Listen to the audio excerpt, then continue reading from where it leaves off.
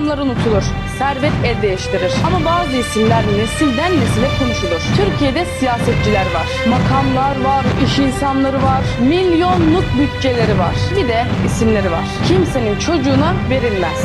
Sonra bir isim çıkıyor. Yıllar geçiyor. Gündem bile değişiyor. Ama o isim konuşulmaya devam ediyor. Sedat Peker. Televizyonda yok, mitingde yok, seçim pusulasında yok. Ama yeni doğan bebeklerin kulağına ismi fısıldanıyor. Sedat Peker. İster sevin, ister eleştirin. İsterseniz de karşı olun. Bir gerçek değişmiyor. Bir insanın gücü bazen makamından değil, isminin yaşamaya devam etmesinden anlaşılır.